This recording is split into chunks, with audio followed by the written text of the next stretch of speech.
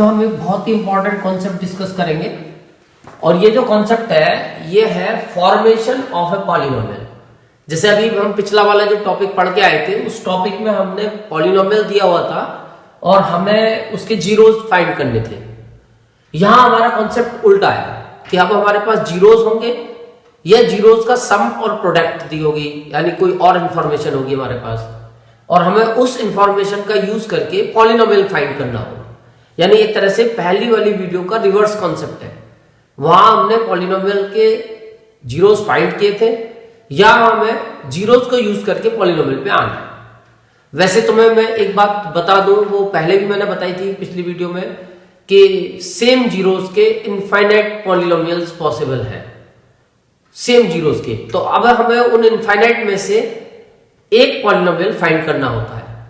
वैसे आज तक कभी ऐसा क्वेश्चन नहीं आया कि वो एक से ज्यादा पॉलिनोमियल पूछेगा, वरना उसका भी तरीका है फिर हमारे पास, हम एक से ज्यादा भी पॉलिनोमियल फाइंड कर सकते हैं, बट एक तो हमें फाइंड करना ही होगा। और कई बार से ये कॉन्सेप्ट हमसे डायरेक्ट ना हो तो हमें इनडायरेक्ट भी यूज करना होता है। तो अब ये हमें कैसे करना होता है, तो इसको करने के हमारे पास दो मेथड है। एनसीईआरटी जो बोलती है वो रिलेशनशिप के मेथड से बोलती है कि वहां हमें रिलेशनशिप का यूज करके पॉलिनोमियल बनाना होता है। वो रिलेशनशिप हमने अभी पढ़ ली और हम उनका यूज करके एक पॉलिनोमियल बना सकते हैं। इसके अलावा एक इसका तरीका फॉर्मूले का भी होता है। डायरेक्ट फॉर्मूले में वैल्यू पुट करके भी हम पॉलिनोमियल बना सकते हैं। जैसे कि कुछ फॉर्मूले तुम फिर इसके लिए लर्न कर लेना। रिलेशनशिप का काम तो हो चुका है, उसके तो मैं तुम्हें रिलेशनशिप जो बताई है वही यूज करनी है, बट फॉर्मूले का एक नया काम है। तो अगर ये काम करना है तो इसके लिए तुम याद कर लेना कि सबसे पहले जैसे हम शुरुआत लीनियर पॉलिनोमियल से करते हैं, तो लेट अल्फा, क्योंकि लीनियर पॉलिनोमियल में एक जीरो होता है, let alpha be the zero of polynomial px। मान लो कि ये एक px पॉलिनोमियल है, उसका जीरो है अल्फा, तो px is equal to kx minus alpha, where k is constant, where k is constant. तो कांस्टेंट में मतलब इसकी वैल्यू हम 1 2 3 पुट करके इनफाइनाइट पॉलिनोमियल्स फाइंड कर सकते हैं। अगर हम 1 लगाएंगे तो एक पॉलिनोमियल आ जाएगा, 2 लगाएंगे तो इसका नेक्स्ट पॉलिनोमियल आ जाएगा, 3 लगाने पे इसका नेक्स्ट पॉलिनोमियल आ जाएगा। यानी कि हम बहुत सारे पॉलिनोमियल्स फाइंड कर सकते हैं इसके की वैल्यू पुट करके। दूसरा कॉन्सेप्ट, लेट अल्फा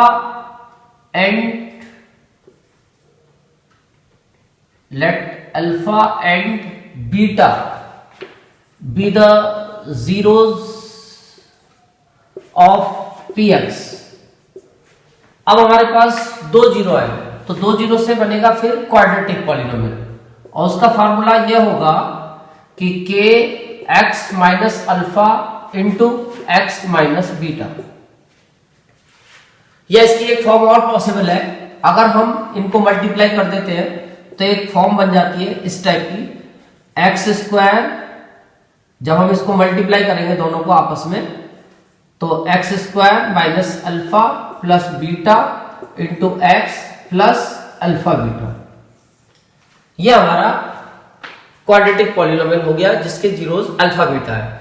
अगर एक निकालना है तो k की जगह 1 लगाओ, 2 निकालना है, 2 निकालने तो एक बार 1 एक बार 2 लगाओ, 3 निकालना है तो एक बार 1 एक बार 2 एक बार 3 लगाओ। तो यार k भी कांस्टेंट है। तो इस तरीके से तुम ये फार्मूले याद करके इससे डायरेक्ट पॉलिनोमियल्स बना सकते हो।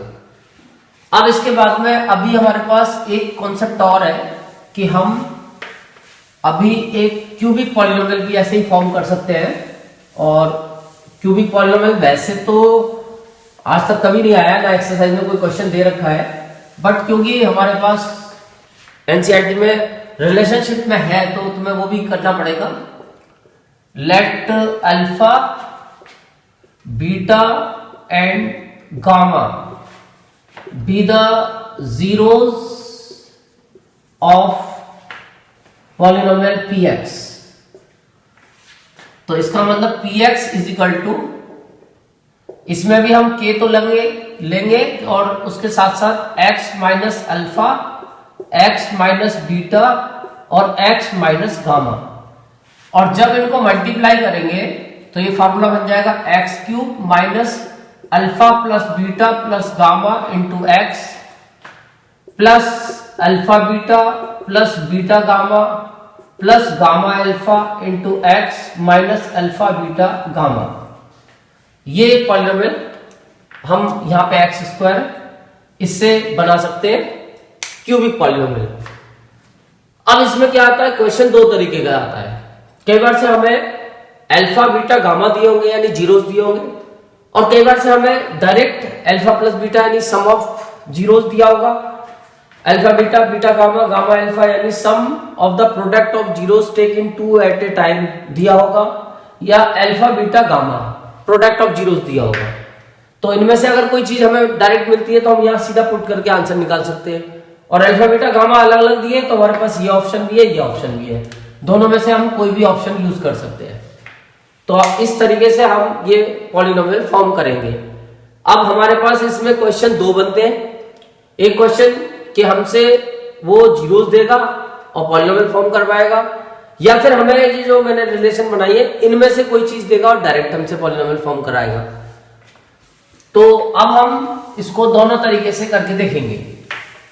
तो सबसे पहले मैं एनसीईआरटी के मेथड से चलता हूं, रिलेशनशिप, और एनसीईआरटी का ही मैं क्वेश्चन लेता हूं कि एनसीईआरटी में जो क्वेश्चन दिए हुए हैं, एक्सरसाइज है हमारी ये 2.2 और इसका क्वेश्चन नंबर 2 है।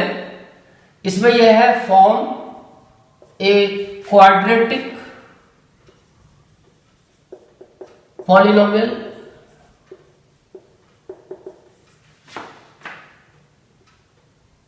गिवन नंबर्स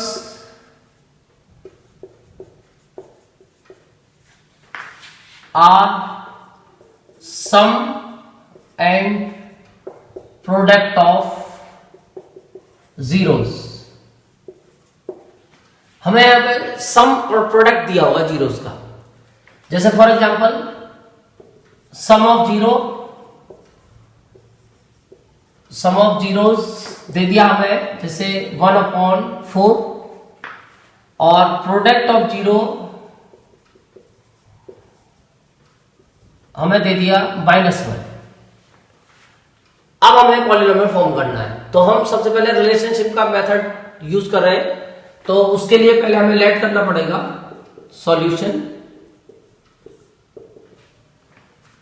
लेट एक स्टैंडर्ड क्वाड्रेटिक पॉलिनोमियल लेट करेंगे, ax² plus bx plus c। Let px यानी ax² plus bx plus c be a polynomial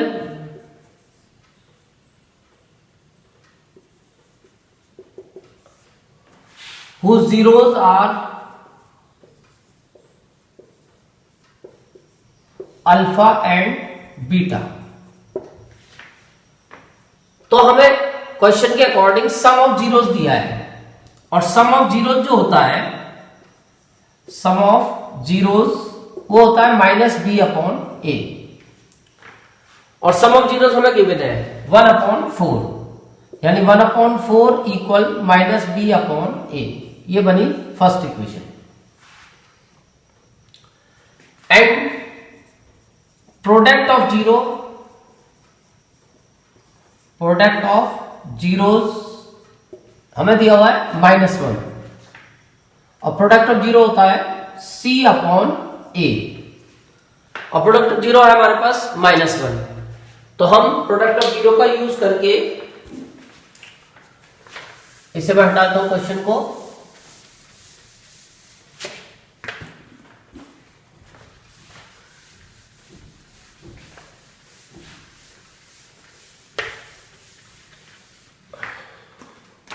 product of zero का मतलब c/a इज -1। इसके नीचे डिनोमिनेटर कुछ नहीं है तो 1 लगा सकते हैं हम। ये बन गई सेकंड। अब इन दोनों इक्वेशंस को ध्यान से देखो। दोनों इक्वेशन की जो एक साइड है उसका जो डिनोमिनेटर है वो सेम है, इधर भी ए है, इधर भी ए है। बट जो दूसरी साइड है इसके इक्वल वाली, उसका डिनोमिनेटर 1 है और इसका डिनोमिनेटर 4 है। तो जब हमारा एक साइड का डिनोमिनेटर सेम है तो हमारा दूसरी साइड का डिनोमिनेटर भी सेम होना चाहिए। तो अब हमें सबसे पहले यही टारगेट करना होता है। अगर ये हमें सेम नहीं मिलेगा तो पहले हम इसको सेम करेंगे। उसके लिए इन दोनों का एलसीएम ले लो, 1 का 4 का, और एलसीएम 1 और 4 का 4 आएगा। उसको 4 बनाने के लिए जैसे इक्विवेलेंट रेशनल नंबर का कॉन्सेप्ट हमारे पास होता है 9th क्लास में, वो यूज करके हम किसी भी कांस्टेंट नंबर से इसको बोथ न्यूमरेटर डिनोमिनेटर को मल्टीप्लाई कर सकते हैं। तो क्योंकि हमें यहाँ 4 है और इनका एलसीएम 4 आ रहा है तो हम इसको 1 को 4 बनाने के लिए 4 से इसको मल्टीप्लाई करके इसका इक्विवेलेंट रेशनल नंबर फाइंड करेंगे। तो ये आ जाएगा -4/4। अब इन दोनों इक्वेशंस को यूज करेंगे फ्रॉम फर्स्ट एंड सेकंड, और जब इसको कंपेयर करते हैं तो इधर भी ए है, इधर भी ए है। अब इधर से ए की वैल्यू 4 है और इधर से ए की वैल्यू 4 है, तो it means a is equal to 4। ऐसे ही 1 इज इक्वल टू -b है, 1 इक्वल -b। अब माइनस को कैंसिल करने के लिए तुम्हें बोथ साइड -1 से अगर मल्टीप्लाई करते हो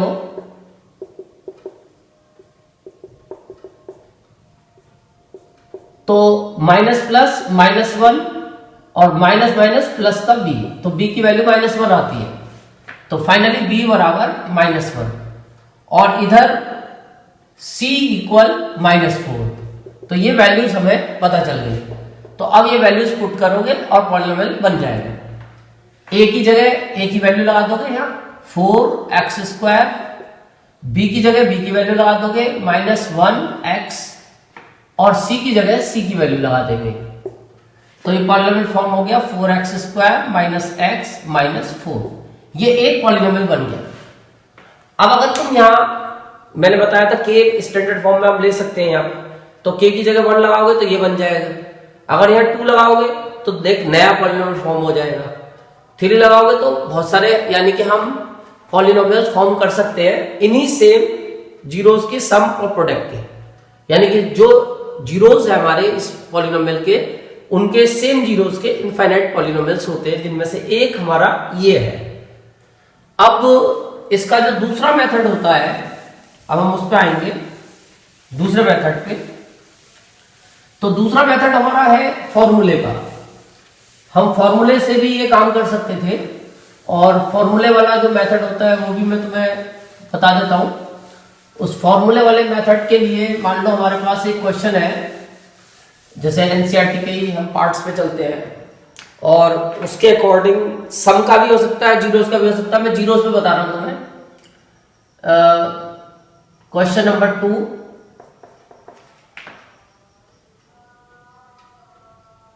find a quadratic polynomial whose zeros are -1 and 3/2। अब की बार मैंने क्वेश्चन को थोड़ा सा चेंज कर दिया। इस क्वेश्चन में अब हमें जीरोस दे रखे हैं, जीरोस का सम और प्रोडक्ट नहीं है, तो यहां हमारे पास एक स्टेप बढ़ जाएगा। जब हम इसका सॉल्यूशन करेंगे तो एक स्टेप बढ़ जाएगा, क्योंकि हमारे पास अल्फा और बीटा दिए हुए हैं। जीरोस का मतलब अल्फा और बीटा।